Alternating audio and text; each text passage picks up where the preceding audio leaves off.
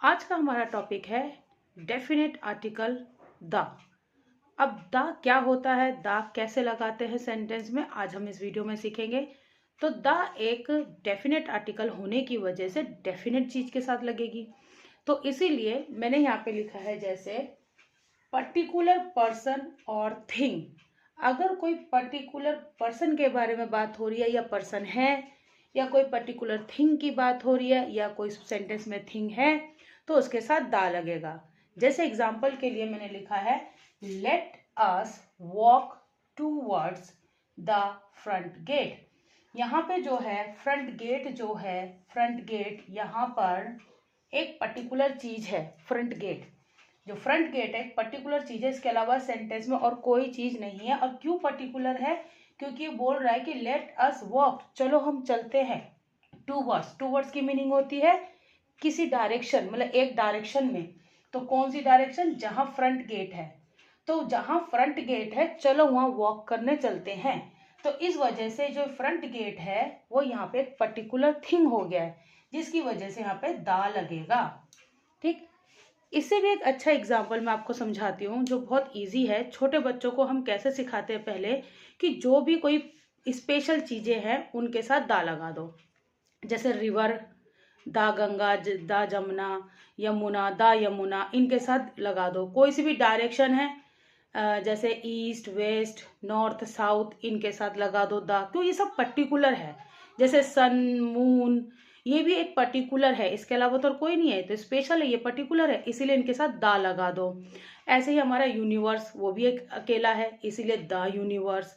ऐसे बहुत सारे एग्जाम्पल हैं जो कि खुद अपने में ही पर्टिकुलर हैं, तो उनके साथ दा लग जाता है। ये छोटे बच्चों को सिखाने के लिए इनफ है। जो छोटे छोटे बच्चे हैं, LKG UKG के बच्चे, कि दा, फर्स्ट क्लास के बच्चों को भी आप ऐसे ही सिखा सकते हो कि दा किसी एक पर्टिकुलर चीज के साथ लगा दो। लेकिन दा समझने के लिए एक सेंटेंस से ही आप समझ पाओगे, जो कि मैं आपको आज सिखाने जा रही हूँ। मैंने यहाँ पे 2 एग्जाम्पल लिखे हैं। I read a book on the table, I read a book. ये 2 सेंटेंस मैंने यहाँ पे दा को डिफ्रेंशिएट करने के लिए लिखा है। तो जो ये वाला सेंटेंस है आई रीड अ बुक, इस रीड अ बुक में क्या है? सिर्फ यहाँ पे बताया जा रहा है इस सेंटेंस में जो ये प्रोनाउन है आई, ये बोल रहा है कि मैंने बुक पढ़ी। उसने एक बुक पढ़ी। अब कौन सी बुक पढ़ी पता तो नहीं है, तो इसीलिए अ बुक ये पर्टिकुलर नहीं है इस सेंटेंस में, इसलिए यहाँ पे दा नहीं आया। क्योंकि उसने क्या कहा कि मैंने एक बुक पढ़ी, भाई कौन सी बुक पढ़ी पता ही नहीं है, इसीलिए यहाँ पे दा नहीं आया। लेकिन इस सेंटेंस को देखो आप, आई रीड अ बुक, मैंने एक बुक पढ़ी है, उसने एक बुक पढ़ी है, पर कौन सी? ऑन द टेबल, जो टेबल पर है।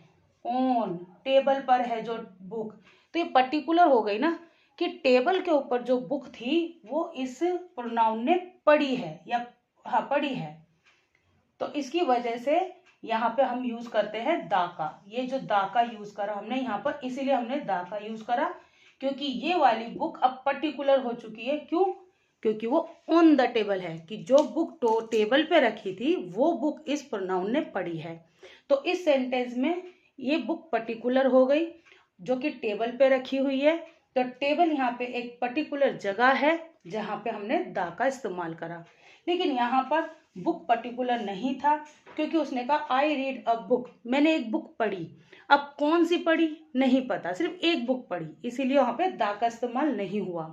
और यहाँ पे उसने वो बुक पढ़ी जो टेबल पे रखी है, तो ये पर्टिकुलर बुक हो गई, तो टेबल में रखी है, इसीलिए यहाँ पर दा का इस्तेमाल हुआ। ऐसे बहुत सारे एग्जाम्पल है दा के, तो ट्राई करिए।